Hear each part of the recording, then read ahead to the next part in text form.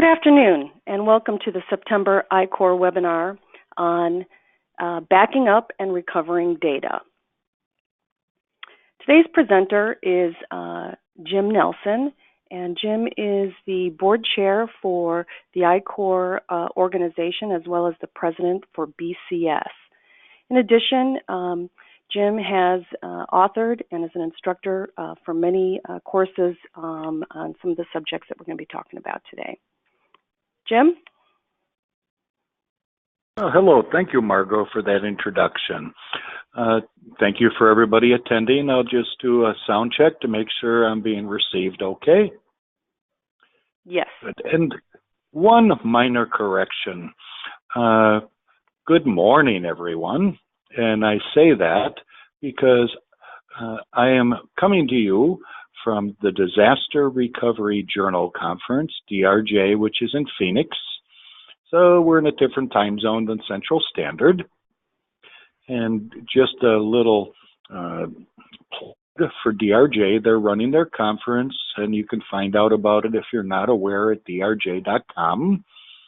And we've been working very closely with DRJ for a number of years as one of our alliances and partnerships. So just as a note, it seems like we have a theme going during the conference. Yesterday afternoon, I had the opportunity, along with Dennis Wenk, who has done other webinars. We presented really a workshop extended session, about 2.5 hours, on a similar topic, but also talking about how do you prepare and know if you're ready to go to the cloud, and how do you position your company?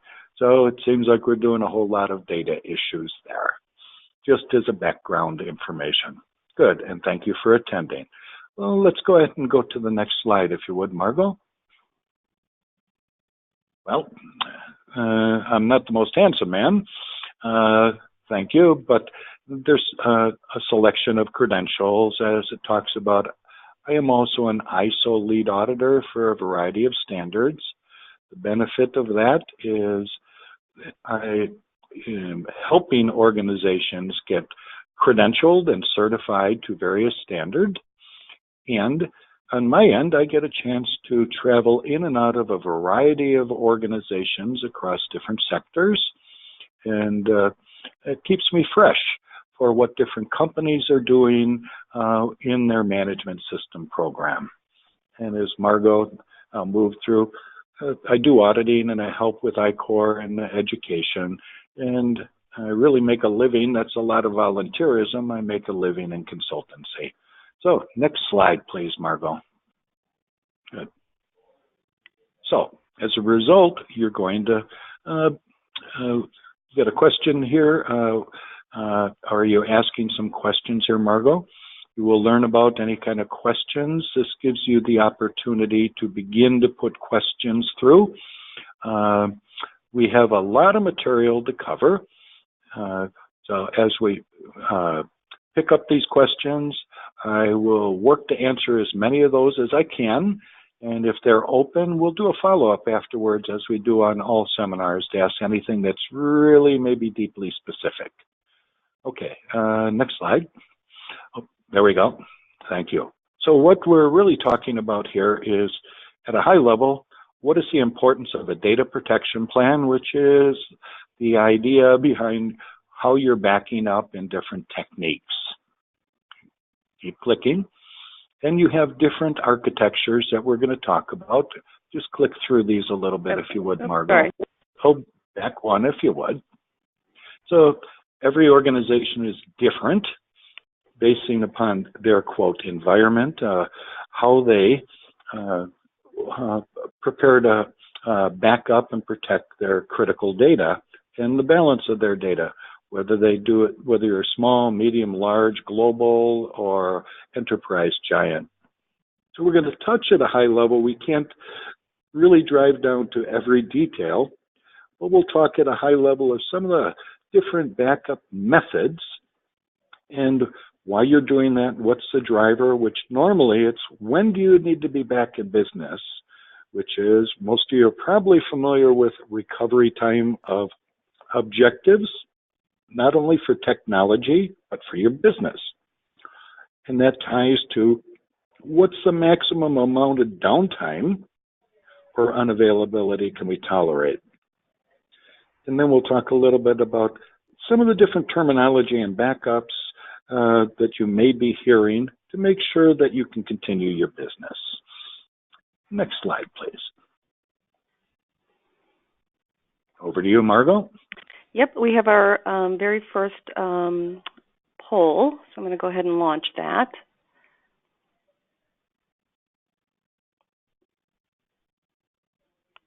If you can take a minute to answer this question, we'll give it a few minutes here for people to respond. We got about half the votes in.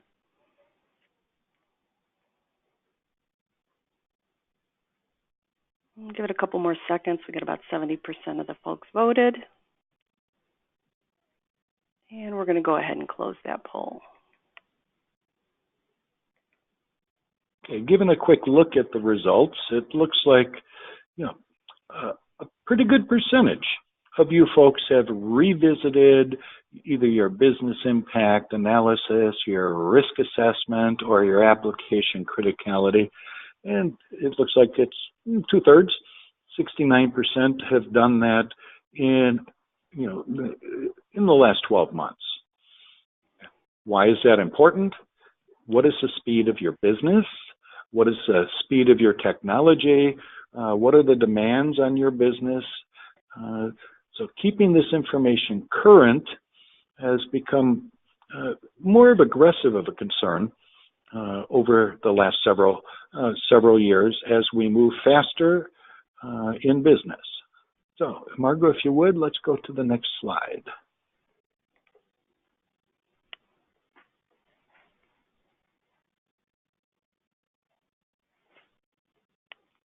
Hold on 1 second. Let me hide that. No problem. There we go. Now you should see it. Okay. At a very high level, you want to protect your data, back up your data so you don't lose anything at the most basic level, and you can be able to continue your business as you've made commitments in the marketplace to your customers. So on the left-hand side are a couple of different terms. Service level agreements, and then there's also related to their operational level agreements. SLAs are normally internal, and it's here is what we do. Let me correct that. Service level agreements are really considered contracts. And there may be a consequence if it goes outside of the organization where there's a penalty or you get reimbursed or you don't pay for a service that is not met with the requirements. Internally, and in the U.S., we use this term interchangeably. Internally, it's really an OLA. It's an operational level agreement. The differentiate, it is an agreement, but very rarely will a business unit charge $1 million back to your IT function if something goes wrong. So it's not as formalized. A couple of terms at a high level, and there's a number of related. Recovery point objective, RPO, and the key word there is O, objective. And that's when does the business drive and what are the technical capabilities to be able to return to business and offer your services at an acceptable level. O is an objective, and that is what you test in IT and in the business, in your DR and your IT plans to see can you meet those objectives. And I see more and more organizations, just talking for a minute, where they might say RPA, where it's recovery point achieved, or they have not, they've been able to meet that target objective. Okay. Then you have RPO, which is a recovery point objective. What that really means, in simplest terms is how much data or work in progress are you willing to lose? It ranges from nothing to maybe 15 minutes or maybe a day's work or maybe a few days' work, which drives the different strategies. Okay? And part of that all supports the return on investment and how much you're willing to spend to achieve your objectives and have your organization or your business remain viable. So all of these terms coming together, the BIA, the risk assessment, looking at your capabilities, helps you to drive your strategy and then validate, test, and exercise that. So on the right is a very simple depiction. Is as a user, how do you archive that data? How do you retain that data? What different backup and recovery methods do you use? And if you're far-flung, how many different users are involved? So it's a very simple picture. Next slide, please, Margot, if you would. It all sounds good. And just click through all these and populate them if you would, Margot. I am sure, let me not say that. You need to have some kind of policy around how you're treating your data. If the policy is outdated or not up to date or not clear or comprehensive, then you're going to have gaps in your system. So what does a data retention policy really balance out is, do you have any legal concerns? Are there regulatory drivers? Is there oversight? You also need to protect people's privacy, and you need to also balance out in your data how much you're going to keep. What kind of e-discovery, what needs to go along, and what is the cost which drives how much data you're keeping. On the right-hand side, these retention policy, as you develop your drives out the periods of data retention, what the different types of rules, how do you manage your data, what kind of formats, what are your different means, and how do you access and how do you secure and protect it? Again, at a high level. Next slide, please. Okay. Data backups means I don't lose it from a single source. And there are a variety of situations or environmental concerns and many, many different technologies that you can use out there. We're going to touch on a few during this. So your data backups, and you start to hear terms out in the marketplace about mirroring and replication and offsite. We'll talk in a little detail as you go through this slide deck. And your idea is you want to protect your data, not lose anything, but you want to do the most efficient and cost-effective alternative that's unique to your situation. Okay? And it's a necessity for all size organization. And then, so you're backing up and protecting your data. Different techniques to do that, from basic to very technically complex. Then in the middle of the slide to the right, you see replication, which we'll talk about a little bit as we continue through. And that gets more than one place to keep your data in case there is a variety of failures that may occur that might either lose that data or prevent access to it. One thing about data replication, if you see this small bullet there, it does not prevent some concerns and issues. If you've got corrupted data and you keep backing it up, you still have corrupted data. So you need to go back and figure out and repair that corruption. And there may be data loss that occurs. Related to this is a third element, which is high availability. And high availability works not only at the hardware, but the virtualized level and the data level. And that gets your systems and applications available so you can use the data that you need. Okay. And again, you know, there's many tools and capabilities, but if you're replicating and making data available and you got a problem with that data, that may persist depending on your situation and your environment. Next slide, Margot, please.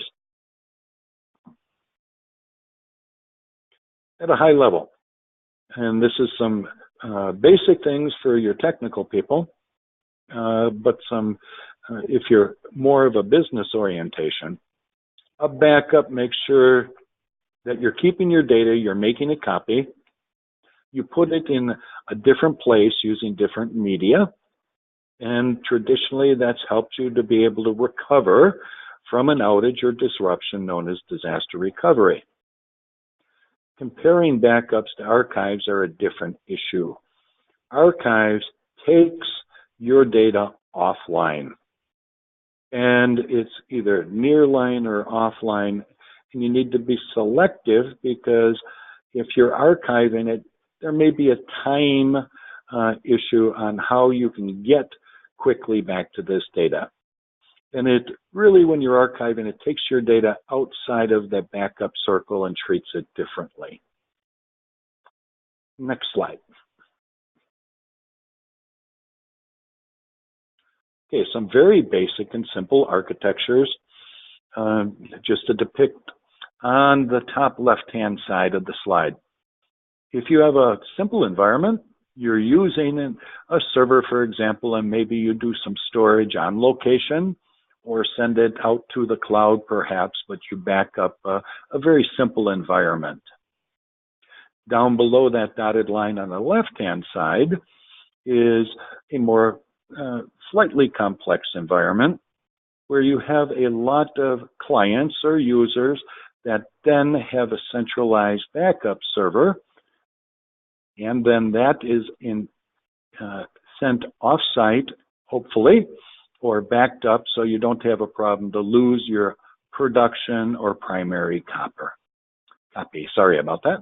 When you look on the right-hand side, there's more what is known as a hierarchical system. At the bottom are the clients, the users that are trying to access the systems, and it goes to a series of servers that deal with the different media types or operating systems in your environment. And then there is normally a master server that gathers that information from those subordinate servers. And again, it's a cartoon depiction. You may have a mix or match depending on your organization. Next slide, Margot, if you would, please. Starting at the left are some of the very basic storage types. I might put something onto a thumb drive or something that's connected to my device or my laptop or my server, or I may be backing up to a tape. Removable media is something that you bring in, or I might be backing up to tape. We still do quite a bit of tape backup around the sector. And then there's some standalone tape drives, or maybe you have tape libraries, or you virtualized your tape library, or maybe you have silos. The original silos for seasoned veterans are probably the powder line STK silos that first came out, and they're robotics. Okay. In the middle of your slide, you say, do I back up the disk? Is it a local disk? Or do you have some kind of an array? Or are you looking at more sophisticated, how are you managing those array and doing data deduplication to take advantage of tools and software and techniques? So you're not backing up everything all the time, you're backing up what changes. And then you have various network appliances. And of course, you can go to, quote, the cloud. Next slide, please, Margot. Okay. Just touching on this slide gives a little bit idea about pros and cons and advantages of each of these techniques, and you need to decide with your either with your technical people or your support people. Back up the tape, the advantage, it's long term. We've been doing it for a long time. It's affordable. You can either keep the tapes or make dual copies, send them somewhere else.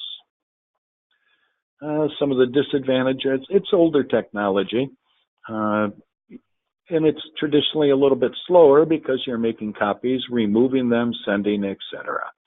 Okay? And using that requires some specific care and concern. The second one is backup to disk. The nice thing about that is it's fast. And you can find your implication. You can then take what you've backed up onto your local disk and be able to send that somewhere else in case of site loss. Third one, we're talking about backup to, quote, the cloud. I'm a great fan of using the cloud. Okay. The advantage is it gets you site redundancy, and it can save you money versus having to have your own secondary or tertiary or an additional site.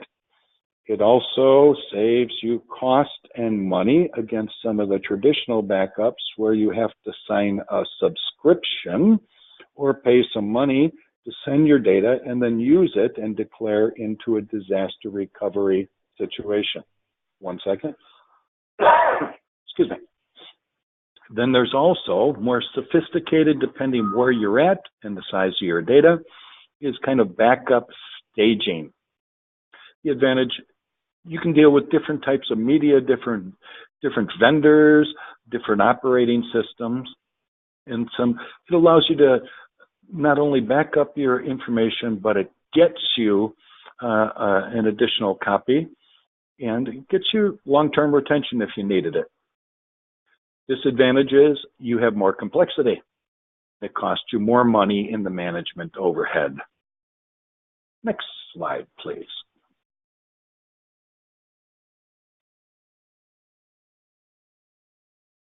And click all of these and bring them up if you would, please. This is just a comparison of the different techniques. And moving left to right, if you need to restore your data and make it accessible very quickly, maybe you keep things online in your environment through a variety of disk and disk array technologies. If you have a little bit more time, and that's known as kind of nearline, maybe you're using things like a tape or tape library or using those medium. If it's offline, if you're making tape copies and you're taking them out of the device or the machine and storing them on site or hopefully off site, then there's just more time involved to be able to bring the tape back, insert the tape, and then be able to read the information. And if you're only going off site, that may take additional time. And really a cartoon depiction in the bottom in the pink is what is your recovery times you're trying to achieve? And that's driven by the business, and where we opened with that question of how recently have you looked at this? So do you only have no downtime? I can't go down because this is so important to who I am.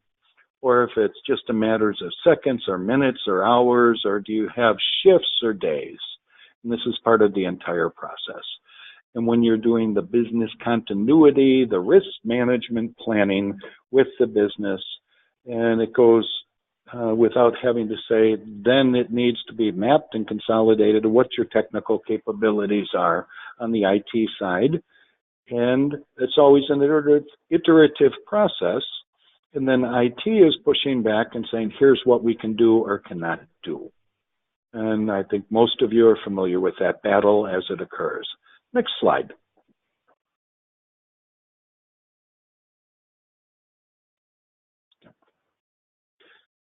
You'll often hear a term called a backup window.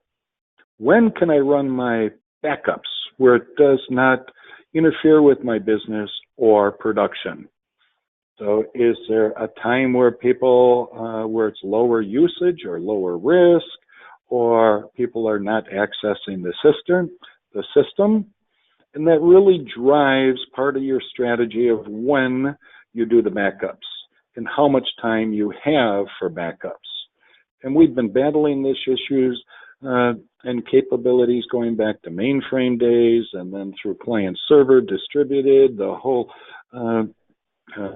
rack phenomenon, but we're having a variety of different options that we can use, but there's still a backup window depending how you treat that or how you design your environment. Margot, please.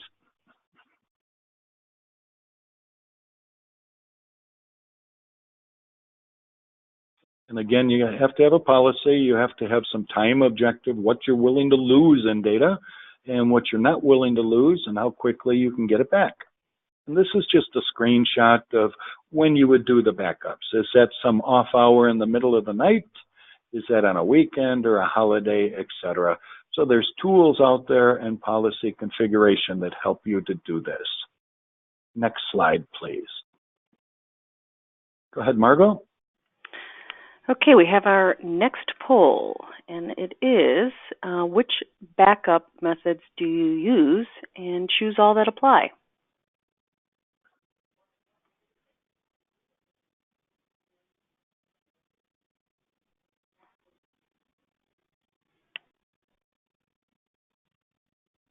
Okay, we'll give it a few more seconds here.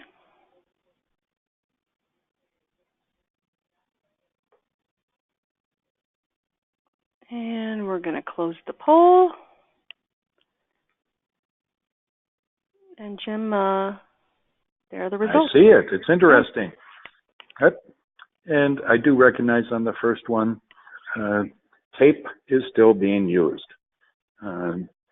So if you go to listen to any of your vendors and say, no, that's phased out, as you can see, it's pretty prevalent where you're backing up the tape because it's reliable. It's a tested validation. Disk has become less expensive and more available as an alternative for backing up the disk, not only for the cost of the backups, but for the accessibility. Pardon me. I look up at backup to cloud, and I'll touch on that in just a little bit. And I'm a firm believer in whatever works for you using technologies. And let me just touch on this for a minute while we're here. When you say to the cloud, there are various flavors, as you know. No. Might it be we have a cloud-first strategy? If you hear that, the idea from the planning portion from your technology department is moving forward versus legacy or older systems. Let's see what we can put in the cloud first versus in our own environment. And there's many choices. Is it software as a service where you have a browser and you just need to be able to use your browser access to the internet? You go out and use somebody else's system. Then there is infrastructure as a service. That is a different animal. Infrastructure as a service, when I say it's a different animal, for you folks that have maybe done hosting or co-location, maybe that's where you use somebody else's facility, raised floor environment, and you put your equipment in there, whether it's in an enclosure or a cage, and maybe your people manage your equipment and they're cooling it, they're heating it, or cooling it, providing power, and providing security and safety. So hosting or co-location or managed services, that's where the vendor that you choose recreates your environment. Infrastructure as a service, mostly you'll see whether it's the AWS cloud from Amazon or Azure. Okay. That's a different animal. Your environment has got to fit their environment. So you will need to make changes. That shift is completely different.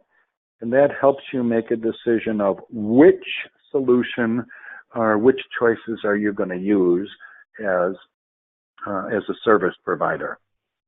Then there's other flavors such as DR as a service, where it's storage, etc. So enough on that, but make sure that you know what you're getting into. Next slide, please. And just click through and get all these going up if you would. Margot, thank you. So you might be doing your own stuff. It's private network based in your own environment, in your own space. And what's nice about that is you control it. Maybe you're backing up within one physical location or within different locations that you own. Okay. So you would be doing that via your own network or local area network or a private LAN. So you have information that you need. It gets backed up to a client and it gets sent to another client at a different location. And then you have choices where you might want to send it from there. Next slide, please. Okay. Then you'll hear terms where it's like, we take a snapshot, or it's an application-based data backup. Okay. The idea is no matter what you're doing, you want to ensure consistency in your data backup. Consistency is very important, and it helps the performance of your application meeting expectation. And it can be based on physical, or it can be a logical storage-based snapshot. And it can be based on applications. There's many, many choices from the vendors how you do this, depending on what you have installed, which choices you've selected for your storage, etc. Next slide, please, Margot.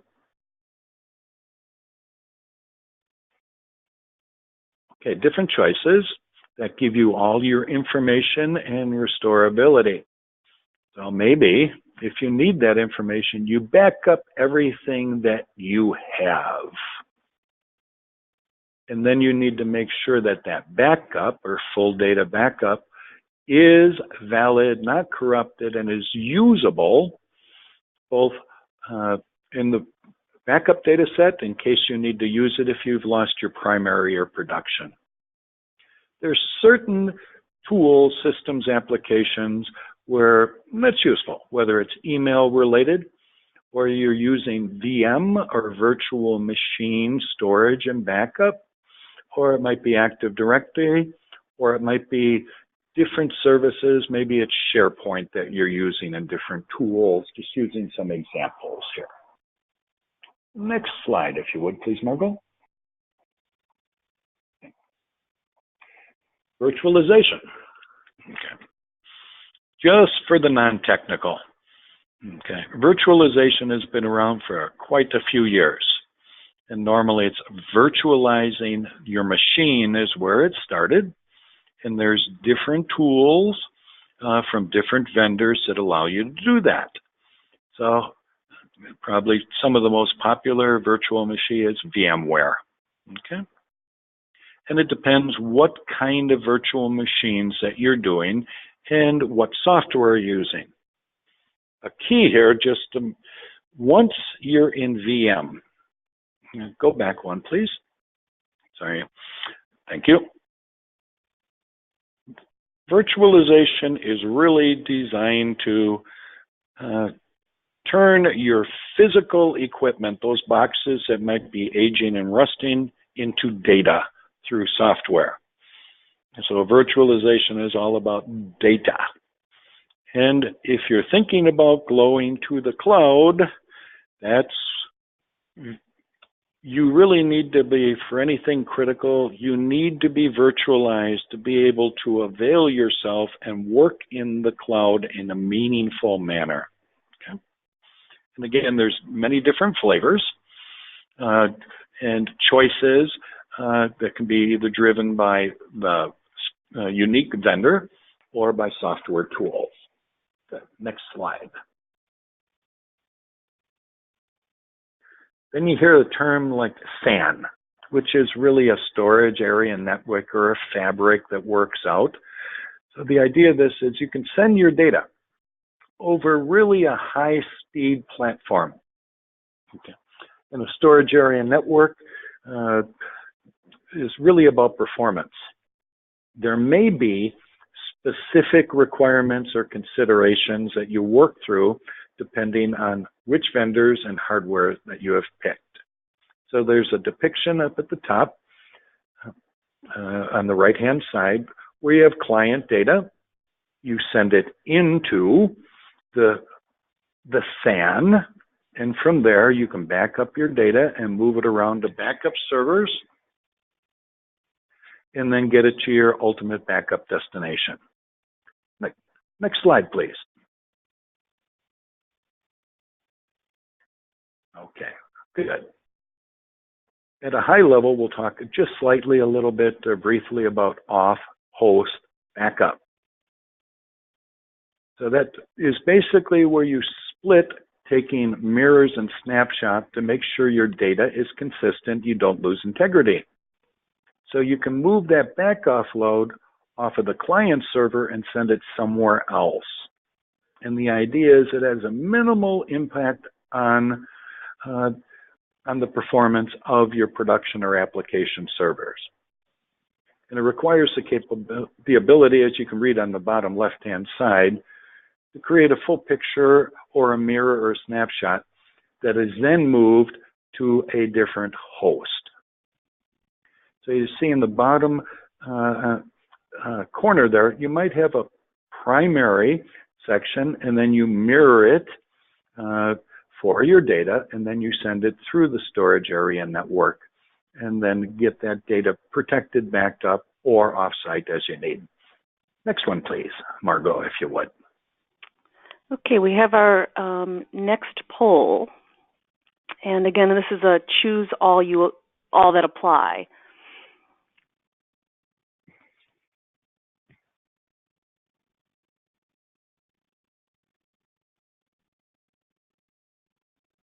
Okay, the votes are starting to come in.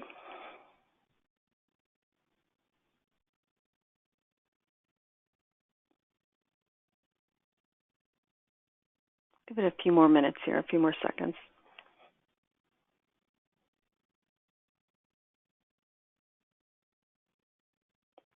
Okay, we're going to close our poll.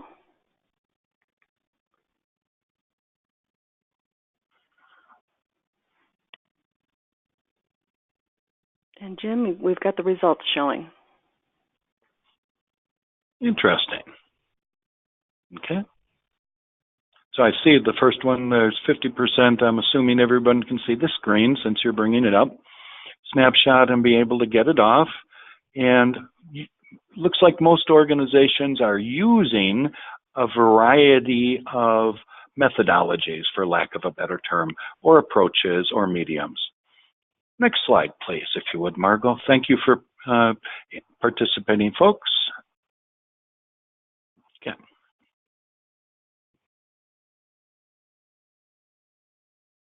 Okay, we'll wait a moment while that comes up. Okay. We're comparing a couple of different things for traditional recovery options and things that are maybe more available in the marketplace.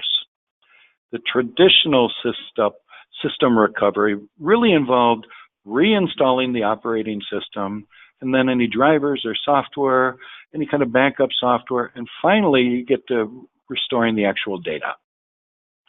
Bare metal is a recovery that allows for really a streamlined or more simplified restoration of the operating system to a basic image. Then it's ready to be able to receive and restore your current application and system data. Additionally, if the bare metal recovery software is integrated into your backup solution, then it's possible to perform one operation that brings back your operating system and the backup, and that gets you a more nimble, quicker restore, and really less a painless system restore in many cases if it's applicable to you. Okay, next slide.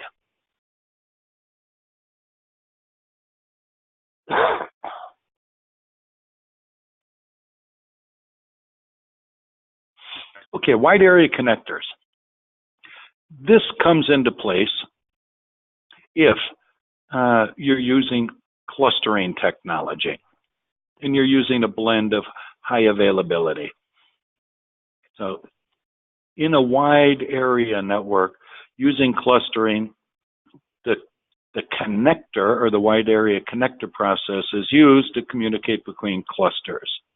It runs on one cluster or each cluster and is used as really to communicate with the other and remote clusters that are defined in your configuration. The wide area connector process in each cluster really provides the following functionality, it listens for connections. Do I have good connection with the remote clusters? And it'll open a connection from local.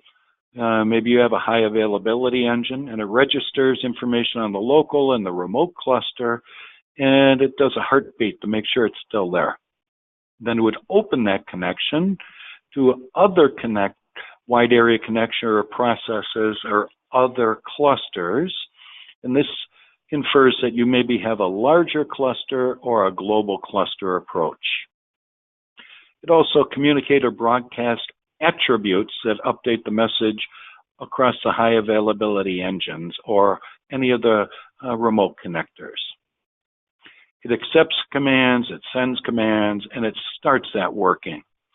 The connectors can run really in what is often referred to as an infinite loop, where it's receiving external messages from other connectors or peers or from other local engines.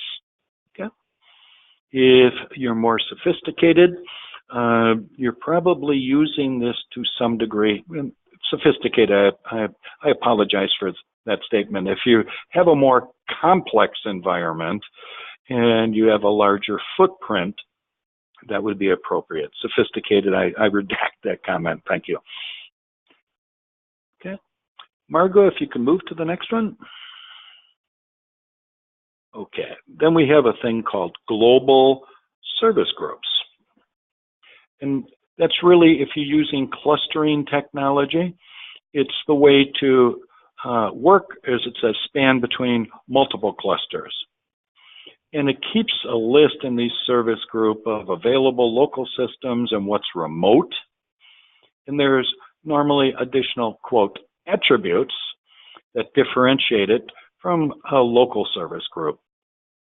It does provide failover capability over a wide area network, and that helps with disaster recovery for some of your application services. The key in most global cluster environment, the data needs to be synchronized. It needs to be consistent, and it uses a replication method. A global service group, again, includes resources to manage that replication process and components in the configuration. There may be service group resources that maybe perform things like DNS name updates if a cluster or a cross-cluster failover occurs. Yep. Next slide, please, Margot. Replication. It's the act or process of moving your data to geographical, dispersed, differentiated, or distributed sites, but keeping it consistent. Data is then sent after it is consistent and has been synced up or synchronized. Okay. So replication, it's an exact copy of the data at a primary or more than or multiple secondary sites. Replication is not really limited by distance of the local area network because it's done in a different way. All replication solution really from the vendors require the data at each site to be synchronized, and then it is replicated. Next slide. Okay, click through a few of these if you would. There's a couple of activity that goes in between. Replication versus mirroring. This can be a distance issue between location, or maybe you need to look at, we want to cover a larger geographical area, or distance or performance. Okay? Replication of data is not the same as mirroring data. Many people use that interchangeably in confusion. Logical volume mirroring is limited by your storage area network radius constraints, okay? And really not the volume management software. Replication is not really limited by distance. Mirroring is known as synchronous, meaning the data is written to each mirror simultaneously, and that's designed to make sure that each mirror always has the same exact copy of the data. Mirroring can provide you with a zero recovery point objective solution, which is the no loss data, that's the highest protection possible. But as distance increases, as shown in the line across the top, the time required to move your data across the network, which is known as latency, increases. The applications maybe cannot proceed faster than the latency that is imposed by that network. This limitation is also true for replication or mirroring solutions that run only in synchronous mode. So if you're looking to achieve greater distances in your data replications, there are technologies available that send it in asynchronous mode or periodic mode, which helps you to address or remove the latency concern or effect. But you still need to have consistency with your data. Next slide, please, Margot. Okay, replication versus mirroring.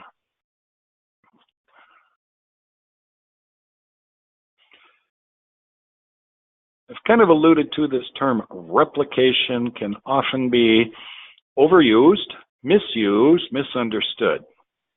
Replication refers to maintaining a current and consistent copy of your data somewhere else, a remote location. Backups can be confused with replication. A backup can provide a copy of the data at a remote site using different approaches, methodologies such as a snapshot or point in time. The data, though, may be aged. But having a backup is better than nothing else, and having a backup solution is absolutely essential if you're doing disaster recovery. Volume mirroring is distinct from replication to provide data redundancy within a limited area or metropolitan area, or within the distance limits of your storage area network or SAN infrastructure. Let's go to the next one.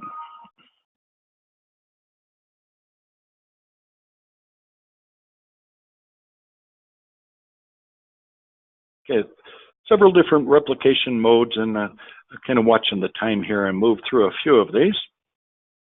So replication solutions are available in the marketplace. They can be implemented as software or using software. It can be part of some of the application itself, or it can be a separate storage management solution, or at the hardware level as part of an array-based solution. Depending on the solutions that you look for, replication can have different modes of operation.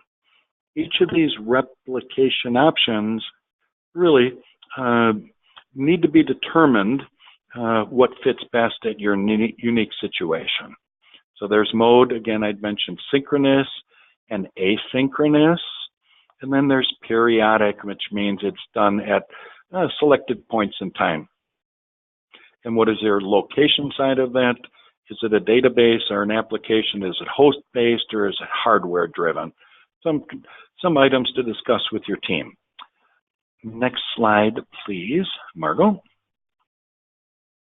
Okay. I've used synchronous several times. synchronous replication, make sure that your write update is posted to a secondary place or a node and to the primary node before the write application really completes at the application. So if you, for example, have an event or an outage or a disaster at the primary location, data is then recovered at a secondary server location. And it should be completely up to date because all of those devices, hardware, or servers have shared the exact same data state. Okay? The idea of synchronous replication gets you data, gets your current data, its update. And it can impact the application's performance if it's high latency or if you got network limitations or bandwidth. Synchronous replication is really effective in working in application environments. It can be deployed in a number of different situations. So we're kind of looking at this, the screen, and follow the numbers a little bit, and I'll touch through it. Okay. So in the diagram, you do a write from the application locally at number 1. It's then sent to a secondary site, number 2. Okay. Secondary site writes the application or that data locally, number 3, and then it acknowledges the primary system back to number 4, and then the primary system acknowledges to the application and the write is complete back at number 5. Next slide, please. Asynchronous is slightly different, dramatically different, actually.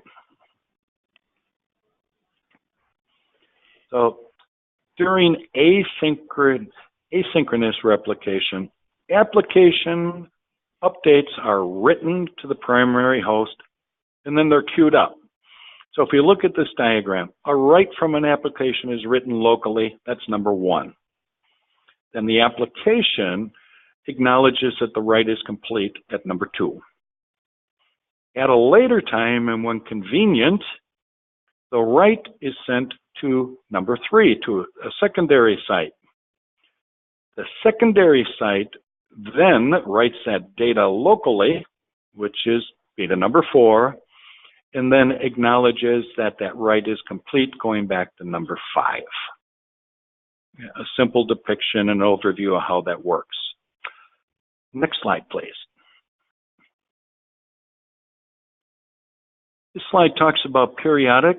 Main issue with periodic is it gives you some flexibility of, when you build up an inventory, it can be sent over time or as allowed by the bandwidth of your network to the secondary site.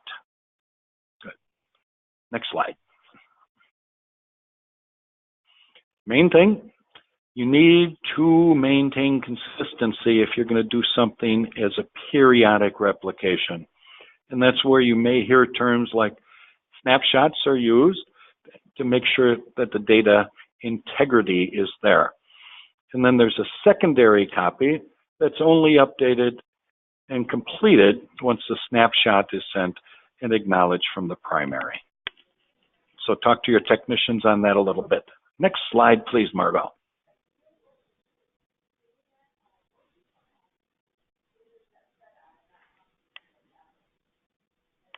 And again, replication locations, just a simple depiction.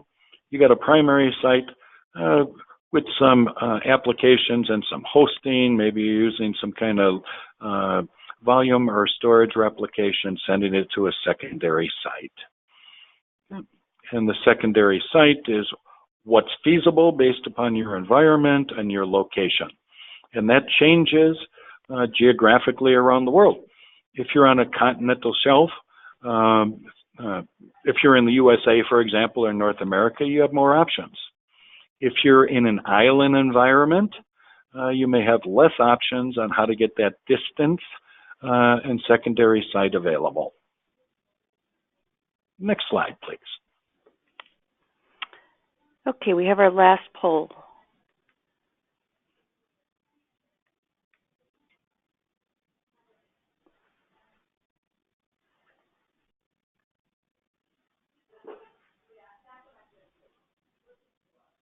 We've got some votes coming in. We'll leave it open for a few more seconds here.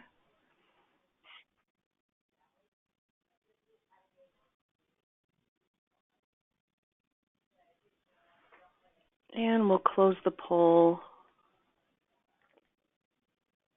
And Jim, you should see the results. I do, and it's kind of what I would expect, because we have a variety of folks on attending. They would be working with different situations and environment. You may not be terribly pleased with what you're doing now, and you may be striving to improve that work forward, make some investment to get yourself data currency. But it kind of looks like a good blend. I do like that nobody is 0% not using any at this time. Great. Thank you. Thanks for your input. It's reasonable.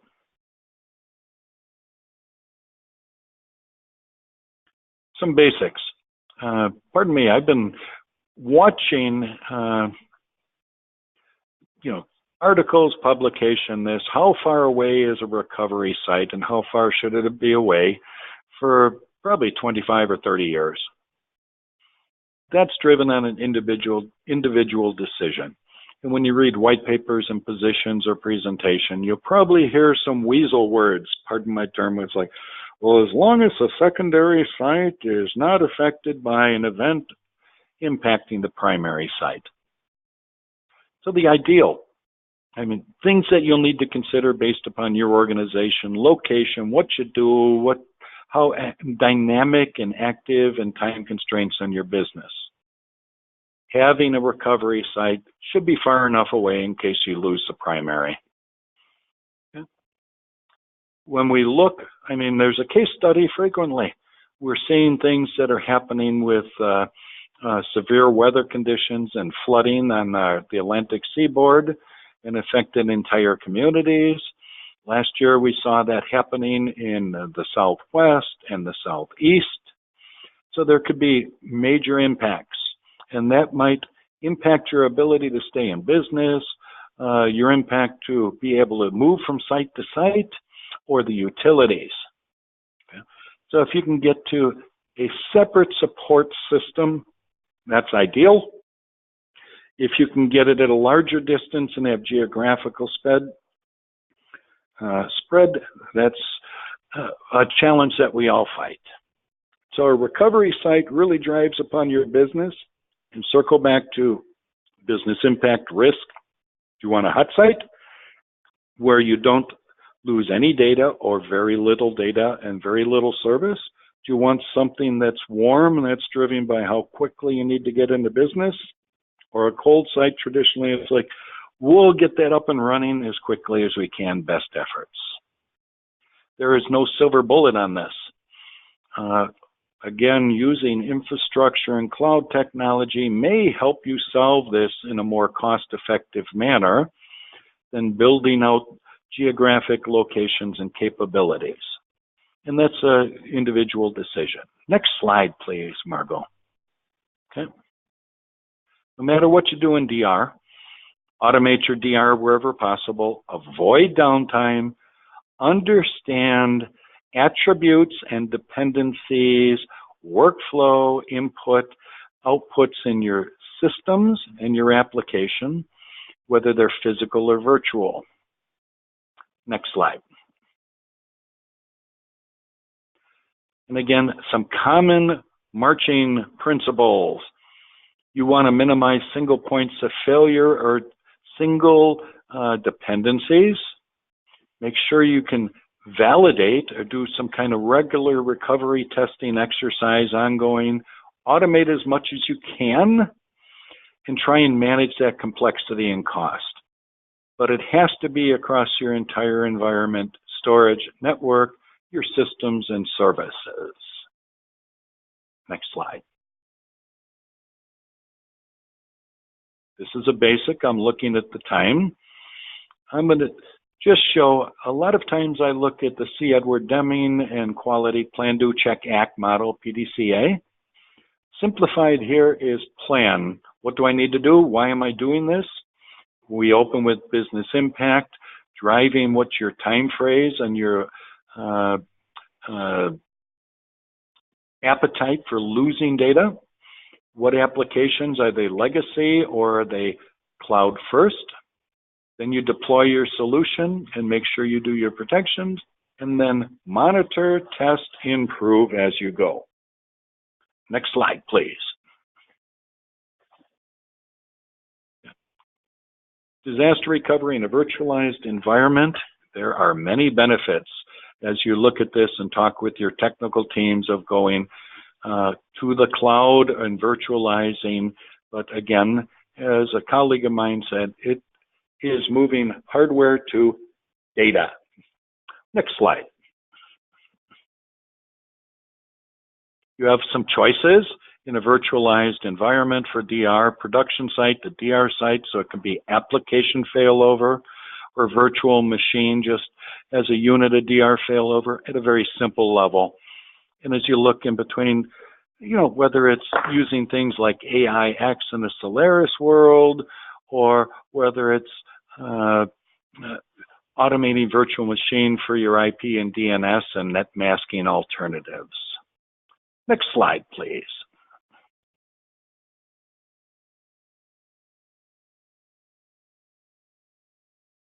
If you have a complex or multi-tier application, it becomes more complex.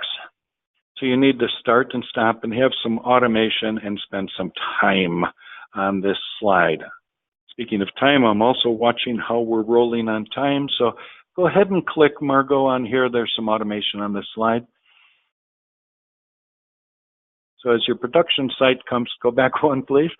As you lose your primary or production site, you need to be able to do your business and continue it at an acceptable level somewhere else.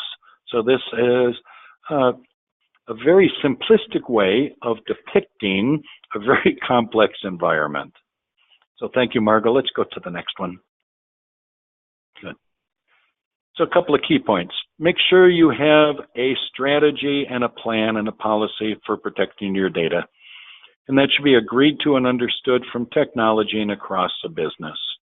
Understand your backup capabilities and what your windows to be able to perform your backups really drives and influence what strategy you pick and what your solutions are.